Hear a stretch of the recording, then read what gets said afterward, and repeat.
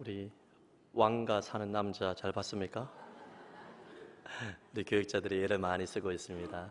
여러분 전도에 최선을 다하고 있는 줄 알고 있는데요. 금주 과제는 여러분들이 카페에 초대를 해서 커피와 여러 차를 대접하는 것입니다. 제가 이번 주에 서울 한성교회 집회를 다녀왔습니다. 카페가 그 교회에 자체적으로 적어도 한 300평은 있는 것 같아요. 수많은 카페 좌석에 사람들이 경상도 말로 바글바글 하더라고요. 왜 이렇게 사람이 많나 싶었더니 그 주에 우리와 동일하게 나라 행복나눔 축제를 하는데 카페로 초대하는 그런 시간이었습니다. 많은 교우들이 자신의 태신자들을 초대하여 웃으면서 이야기를 나누고 초청하는 모습을 보고 감동을 많이 받았습니다. 서울에는 한성교회가 있다면 부산에는 어떤 교회가 있습니까? 이름도 비슷해요. 거꾸로 하면요. 성한 비슷한 것 같은데요. 우리 교회도 또 잘하는 교회들을 본받아서 한 영혼이라도 더 초청하여 복음을 듣게 하고 난파스 같은 세상에서 구조선의 역할을 우리가 감당해야 되는 것이죠. 자, 여러분 주보안에 보면 엽서가 있습니다. 손편지 지난주에도 나누어드렸는데요. 편지 내용은 1층 게시판에 참조하시면 되고 따뜻한 정성을 가지고 카페에 초대하여 선물과 더불어서 편지를 전달하면 큰 감동이 될 것입니다. 그리고 다음 주에는 우리 5월 3일 주일에는 2부 예배 때 우리 주일학교 초등 1부, 2부, 유치부 아이들을 초대하여 어른들과 함께 대예배를 드리면서 불신자 초대 예배를 드리게 됩니다. 그리고 3부 예배 때는 중고등부 아이들이 대예배 장년과 같이 초대를 하여 함께 예배를 드립니다. 여러분의 자녀들, 손주들, 또 믿다가 낙심한 친구들, 주변의 놀이터에서 또 아파트 근처에서 놀고 있는 친구들에게 여러분이 해피데이 전도지를 나누어주고 초청하여 오게 되면 우리가 복음의 말씀을 들을 뿐만 아니라 아이들이 좋아하는 먹거리도 있고 바이킹을 비롯해서 좋아하는 놀이, 인형 뽑기도 있고 좋아하는 것도 많고 경품 추천도 다양하게 많이 있습니다. 이런 것을 하는 이유는 한 번이라도 더 초대하여 말씀과 복음을 듣게 하여 우리 다음 세대 아이들이 구원받도록 하기 위해서 이런 것을 합니다. 그래서 힘을 모아서 이것이 다음 세대 행사로 끝나지 말고 교육자와 교사, 다음 세대의 그냥 그 행사로 끝나지 말고 우리 모두가 주변의 자녀들, 손주들, 친구들, 지인들을 초대하여서 다음 세대 해피데이를 통하여서 놀라운 복음의 역사가 일어나기를 예수님 이름으로 축복합니다. 우리 앞뒤 좌우로 우리 이렇게 인사했으면 좋겠습니다. 제가 오늘 아침부터 또 매주일뿐만 아니라 우리 교인들이 정말로 수고가 많습니다. 지난 주일에도 남전도의 총연합예배와 더불어서 2시간 50분 동안 무료 진행이 돼가지고 주변에 그 영상을 보신 분들이 성황교회 성도들이 대단하다 그런 말씀 많이 하시고 주일 아침부터 식당 봉사자비부터 해서 주차, 안내, 세가족 여러 교사로 섬기면서 정말 수고가 많고 전도하기 위해서 최선을 다하는 우리 교우들이 너무나 자랑스럽습니다. 하나님께서 여러분을 기뻐하실 줄로 믿습니다.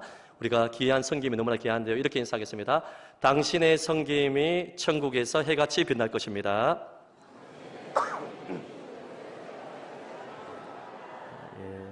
우리 한 번 더 인사하겠습니다. 제가 당신을 잘 섬기겠습니다.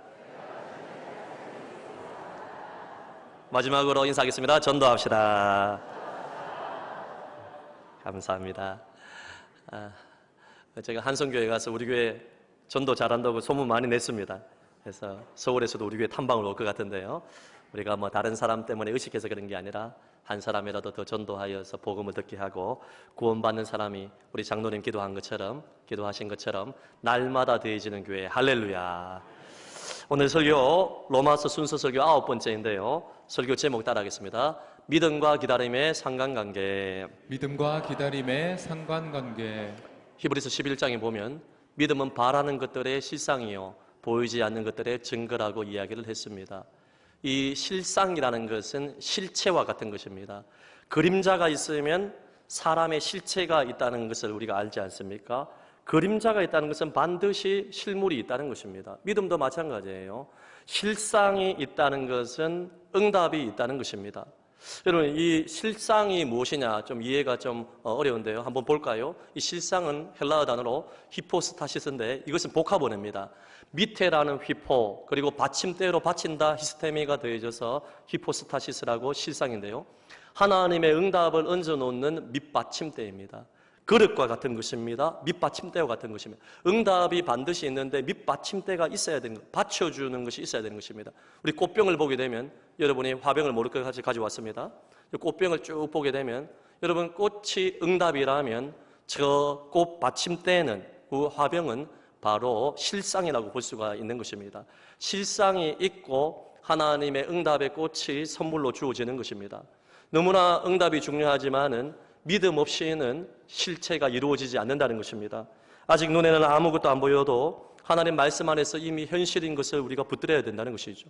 내 몸이 여전히 아프지만은 그가 채찍에 맞음으로 나음을 얻었느니라. 이 말씀의 실체를 붙잡는 것입니다.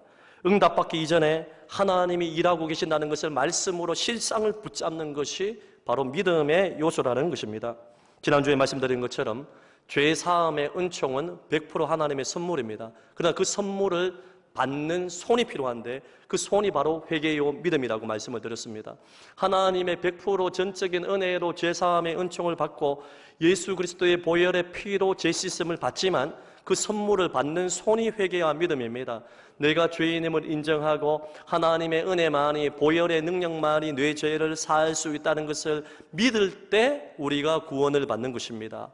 그래서 사죄의 은사도 믿음으로 받는 것이고 우리가 일상을 살아가면서 신자가 받는 모든 은총도 믿음으로 받는 것입니다. 내 믿음대로 될지니라.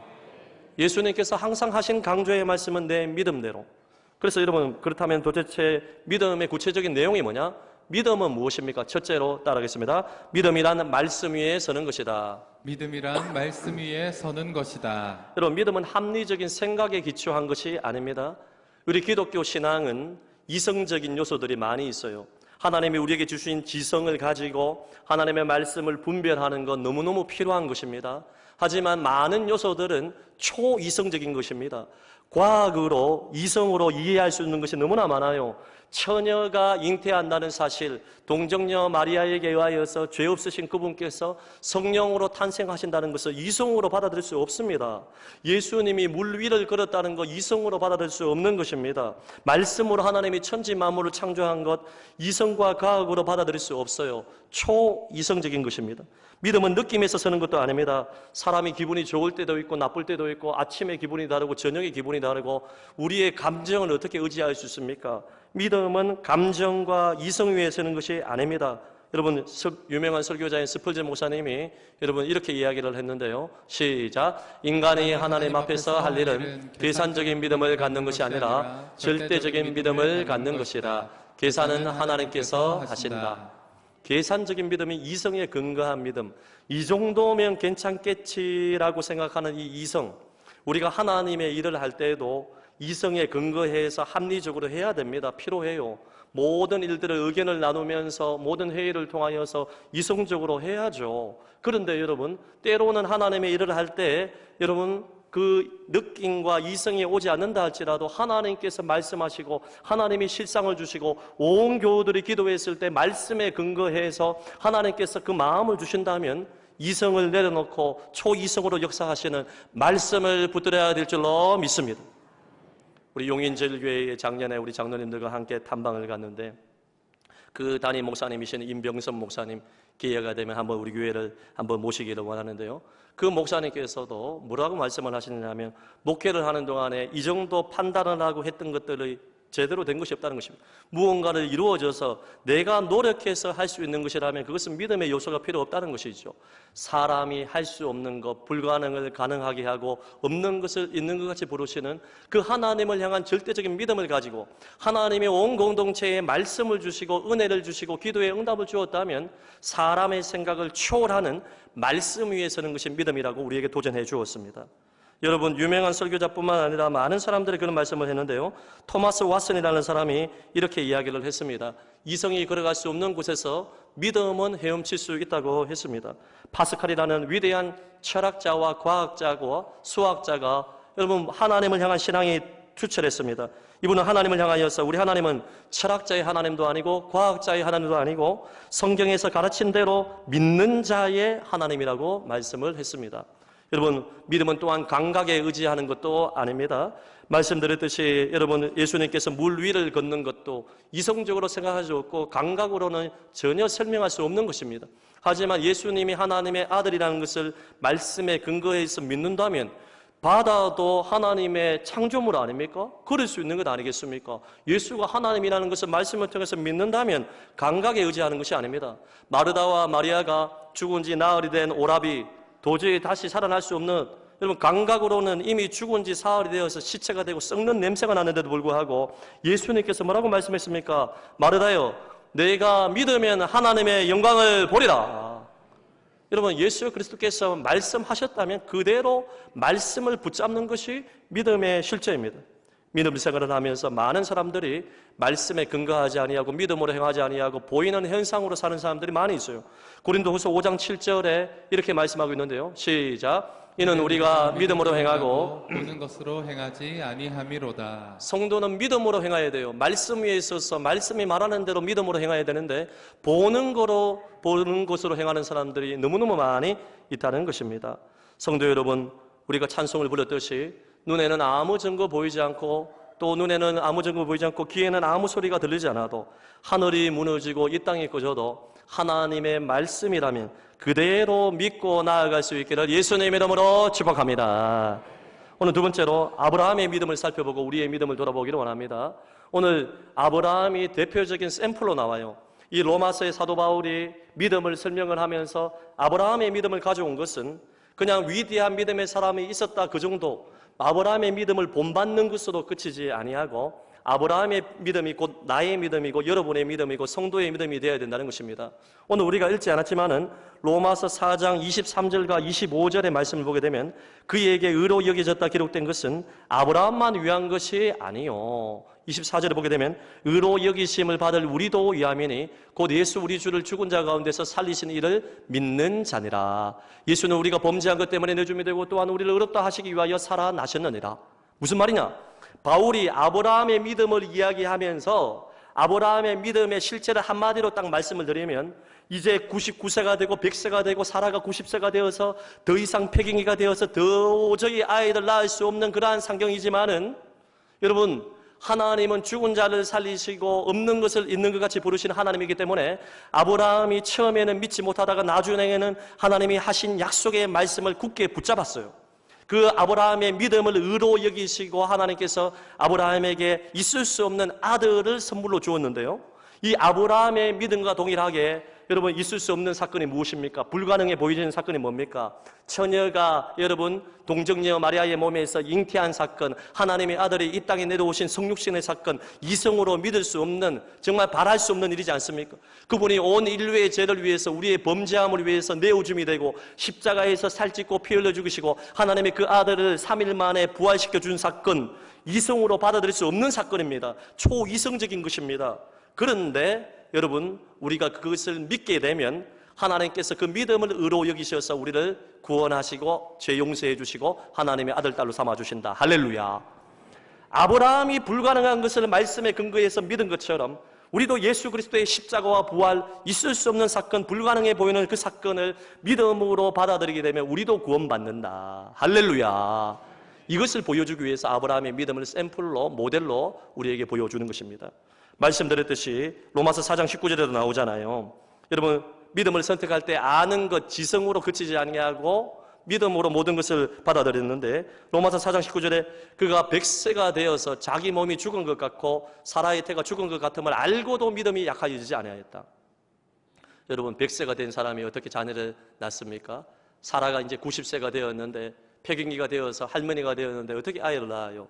제가 이 설교 준비하면서 기네스북을 조사를 해봤는데 세상에서 가장 늦게 아이를 낳은 사람이 67세의 중국 여인의 아이를 낳았습니다.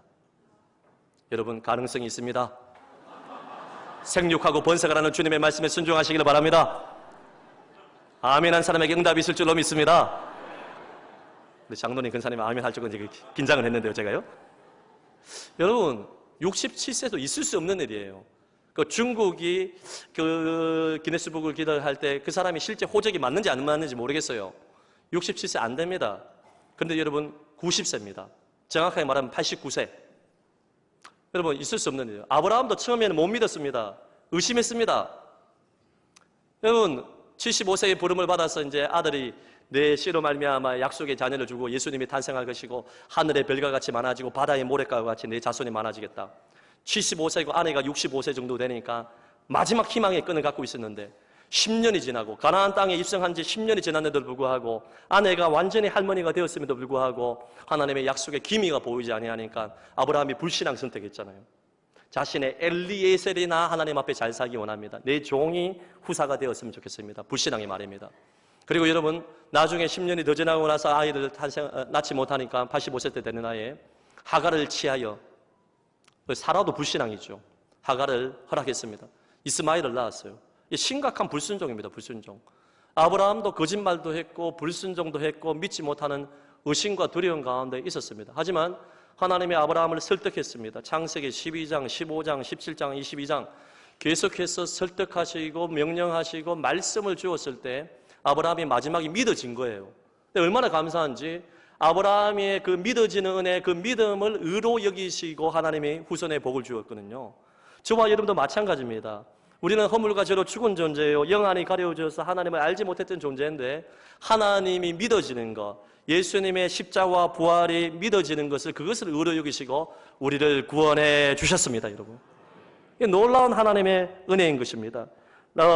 이 아브라함이 나중에 이제 100세가 가까이 되었을 때 이제 믿음이 약하여지지 아니하고 의심을 몰아내고 오늘 성경에도 20절을 보게 되면 믿음이 없어 하나님의 약속을 의심하지 않고 믿음으로 견고하여져서 하나님께 영광을 돌리며 의심하고 불안해하고 불순종을 선택하고 자충우돌하고 오리무정 가운데 있었지만은 하나님이 계속해서 말씀하시니까 내가 100세가 되어도 하나님이 나에게 말씀을 주지 않았느냐. 창세기 12장, 15장, 17장 말씀을 비롯해서 오늘 로마서에도 인용하고 있지 않습니까? 내 자손으로 말미암아 내 씨가 다 탄생되어서 예수 구속자가 나타날 것이라는 하나님이 그 하신 말씀을 100세가 되어서 그대로 의심하지 않고 받아들였을 때 그 믿음을 하나님이 의로 여기시고 응답을 주셨습니다.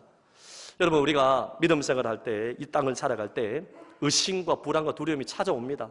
아브라함처럼 환경을 바라보면 이제 100세가 되고 더 이상 불가능한 상황이에요. 없는 것밖에 없고 안 되는 것밖에 없고 그렇게 오랫동안 기다렸음에도 불구하고 이루어진 게 없어요. 제가 한번 저희 개인도 마찬가지고 우리 교우들의 삶을 돌아봐도 마찬가지고 우리가 언제 범죄하고 낙심하고 절망하느냐. 하나님의 말씀을 처음에는 믿었어요. 신앙생활을 하면서 기도하면서 응답을 기다리면서 처음에는 믿다가 현실을 바라보니까 낙심이 되어서 믿음을 내려놓게 되고 불신앙을 선택하고 죄짓고 불의하고 하나님 말씀에 거역하는 자리에 나가는 경우가 너무나 많다는 것이죠. 아브라함도 그랬습니다. 여러분, 우리가 이 땅을 살아가면서 지금 먹고 사는 것도 얼마나 힘들어요. 자녀를 봐도 소망이 없는 분이 계실 것입니다. 경제적인 형편뿐만 아니라 육체의 질병으로 인하여서 아무리 오랫동안 믿음으로 기도했음에도 불구하고 응답이 이루어지지 않아서 고통 가운데 있으니까 하나님을 의심하는 경우들이 얼마나 많이 있습니까? 의심과 두려움과 불안이 찾아오는 것은 당연한 것입니다. 하지만 여러분, 그 의심과 불안과 두려움은 하나님이 주신 생각이 아닙니다. 하나님의 말씀에 근거한 것이 아닙니다. 사탄 마귀가 주는 것입니다. 그러므로 우리는 아브라함과 같이 의심과 불안과 두려움의 마음이 찾아오고 현실을 보면 없는 것밖에 없고 불가능해 보이는 것밖에 없고 시련밖에 없지만은 없는 것을 있는 것 같이 부르시고 불가능을 가능하게 만드시고 죽은 자를 살리시는 하나님의 말씀을 신뢰함으로 전진할 수 있기를 예수님의 이름으로 축복합니다. 여러분 보십시오. 우리 하나님은 변치 않으시는 분입니다. 약속하신 그것을 또한 능히 이루시는 분은 하나님이십니다. 왜 우리가 절망합니까? 말씀드렸듯이 내 자신을 바라보기 때문에 그런 것입니다. 내 능력, 내 한계를 바라보게 되면 의심과 불안이 찾아올 수밖에 없는 것입니다. 저번 이번 한 주를 보내면서도 요 근래에도 있어서 교회의 미래를 생각하고 모든 것을 생각할 때 내 자신을 바라보면 자신감이 사라지고 믿음이 온데간데 없게 사라지고 불안과 두려움이 찾아와서 밤잠을 못 잡니다. 하지만 내 자신을 바라보지 아니하고 십자가에 달리신 예수 그리스도를 바라보고 그 말씀을 의지하고 노뱀을 바라보면 쳐다본 적 살리라 하는 말씀처럼 말씀을 묵상하고 하나님을 바라보게 되면 없는 것밖에 없지만 없는 것을 있는 것 같이 부르시고 불가능한 것밖에 없지만 불가능을 가능하게 만드시고 죽은 지 나흘 되어서 시체 냄새가 나지만 내가 믿으면 하나님의 영광을 보리라는 말씀대로 하나님의 일이 이루어질 줄로 믿습니다. 여러분. 모든 성도들이 그렇습니다. 여기 계신 분들도 마찬가지예요, 여러분. 이번 한 주를 보내면서 얼마나 의심과 불안과 두려움으로 보냈습니까? 그것은 하나님이 주신 마음이 아닙니다. 진짜 믿는 사람은 기다릴 수가 있는 것입니다. 우리가 하다못해 맛집을 가도 30분, 1시간은 기다려야지 그 음식을 맛볼 수 있는데 하나님의 일은 어떻게 했습니까? 진짜 믿는 사람은 기다릴 수 있습니다. 요셉도 여러분 훈련을 받을 때 13년 동안 감옥살이를 하고 여러분 형들에게 팔려서 얼마나 많은 고생을 했습니까? 다윗도 마찬가지 10년 이상을 도망자로 살았습니다. 모세는 무려 40년 동안 무명자로 살았습니다. 하지만 하나님의 섭리를 믿는 사람은 굳게 기다릴 수가 있는 것입니다. 조영기 목사님께서 목회를 하실 때 자주 하셨던 그 예화들이 있는데요. 이런 이야기를 하시더라고요. 어떤 사람이 천국에 가니까 이렇게 한 방에 소포가 너무너무 많이 이렇게 방치되어 있는 거예요. 이 소포가 뭐냐고 딱 물어보니까요. 그 천사가 대답하기를 많은 예수 믿는 사람들이 하나님께 은혜를 달라고 응답을 달라고 기도해서 우리들의 응답의 소포를 들고 갔지만 이미 이사를 가버리고 없다는 것이죠. 여러분 처음에는 말씀을 의지하여 기도했습니다. 하나님의 때가 되지 않아서 응답이 되지 않았는데 믿지 못하여서 기도를 포기하여 이사를 간 사람들이 너무나 많이 있다는 것입니다. 저는 이 비유가 아주 적절하다고 생각을 합니다. 우리가 기도 생활도 마찬가지, 전도 생활도 마찬가지, 우리의 모든 삶의 모습들도 마찬가지예요. 기다리지 못하여, 믿지 못하기 때문에 기다리지 못하는 것입니다. 여러분 우리가 전도 생활을 할 때도 마찬가지 아닙니까? 여기 이제 계신 것 같은데 제자훈련을 하면서 한 성도님이 이제 전도를 받아서 우리 교회에 출석을 하는데 너무 행복한 거예요. 설교 말씀을 들을 때 성경을 잘 모르지만은 목사님 말씀이 달콤하고 들리고 이게 얼마나 큰 은혜입니까? 제가 말을 잘해서 설교 능력이 좋아서 그런 거 아니지 않습니까? 성령께서 마음의 문을 여신 것 아니겠습니까?